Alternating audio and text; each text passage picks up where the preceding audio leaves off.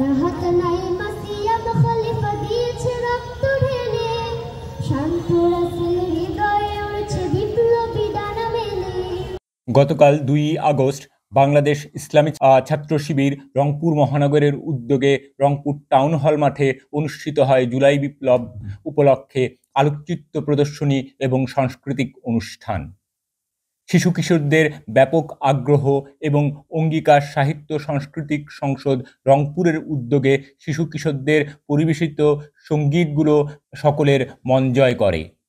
আজকে আমাদের এই আলোকচিত্র প্রদর্শনী এবং সাংস্কৃতিক সন্ধ্যার আয়োজনের উদ্দেশ্য হচ্ছে আমরা যে জুলাইকে ধারণ করে আজকে একটি ফ্যাসিবাদ মুক্ত বাংলাদেশ পেয়েছি, সেই জুলাইয়ের যে ত্যাগ, যে ছাত্র জনতার যে ত্যাগের সেই চিত্রটাকে আমরা জনগণের মাঝে ছড়িয়ে দিতে চাই। তাদের মাঝে জুলাইয়ের একটি চেতনা জাগ্রত রেখে অন্যায়ের বিরুদ্ধে লড়াই করার জন্য যেন বাংলাদেশের প্রত্যেকটি আপামর জনতা তৈরি হয় এবং সংগ্রাম করতেই থাকে। আমরা এই উদ্দেশ্যে জনগণের মাঝে এই জুলাইয়ের চেতনাকে ছড়িয়ে দেওয়ার জন্য সব রকম প্রচেষ্টা চালিয়ে যাচ্ছি। কারণ ইসলামী গানে অনেক আল্লাহর কথা আছে, নবী রাসূলের কথা আছে, সেখান থেকে আমরা জ্ঞান অর্জন করতে পারি। সেই জ্ঞান অর্জন করার জন্য করতে আমার ভালো লাগে এবং সেই নবী রাসূলের কথাগুলা কাহিনী শুনতে ভালো লাগে, সেজন্য আমি ইসলামী গান পছন্দ করি। আমি ইসলামী সঙ্গীত পছন্দ করি, সেখানে নবী রাসূলের কথা আছে, বাবা মার কথা আছে, বড়দের সম্মানের কথা আছে। আমার ধর্ম ইসলাম, আমার রব আল্লাহ। আমার রব বলেছে যে আমাকে ইসলাম গ্রহণ করতে হবে। আমি ইসলাম গ্রহণ করেছি এবং এর ইবাদত করতে চাচ্ছি।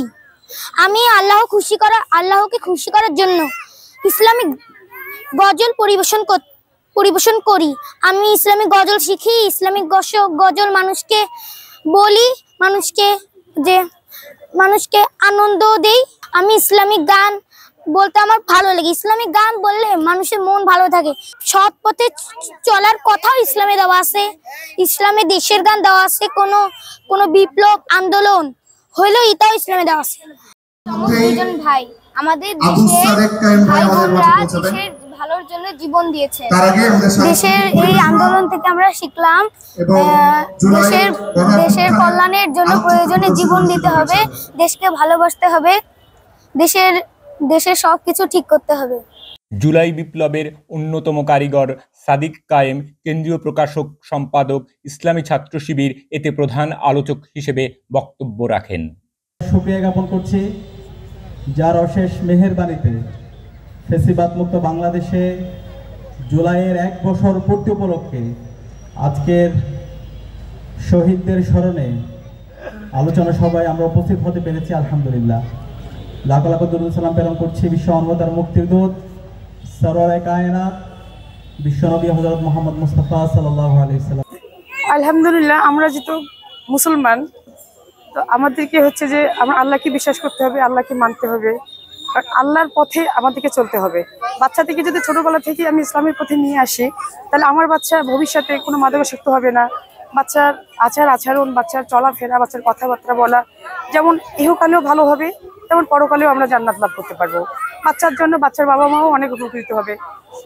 এখনকার যুগে বাচ্চাগুলো নষ্ট হয়ে যাচ্ছে, কারণ নানান রকম ডিভাইস এখন চলে আসছে, অন্য পথে চলে যাচ্ছে বাচ্চারা। যদি ইসলামের পথে থাকে, যদি একটা বাচ্চা যদি ইসলামিক মাইন্ড থাকে, তাহলে সে আল্লাহকে বিশ্বাস করবে, আল্লাহকে ভয় করবে, সে 5 ওয়াক্ত নামাজ কালাম পড়বে, সে তখন মনের মাঝে আল্লাহকেই লালন পালন করবে। সে আর আজে বাজে কোনো কাজ বা কোনো মাদকাসক্তি কোনো প্রকার খারাপ কাজ সে করতে পারবে না।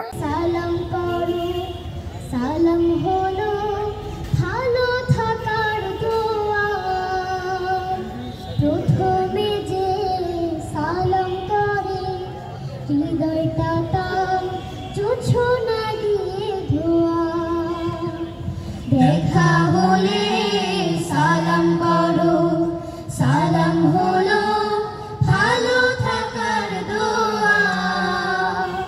প্রথমে যে সালাম করে হৃদয়টা তার জোছনা দিয়ে ধোয়া। ইনাম ও Shahriar, senior staff reporter, Bangla FM।